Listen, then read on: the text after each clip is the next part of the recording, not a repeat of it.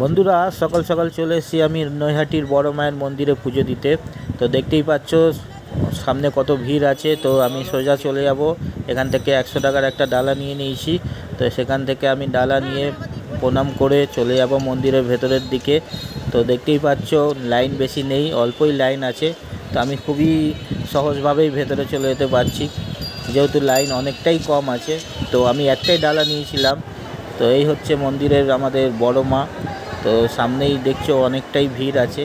তো আমিও আস্তে আস্তে লাইনের দিকে এগিয়ে যাব, দিয়ে আমি আমার পুজোটা দিয়ে দেবো।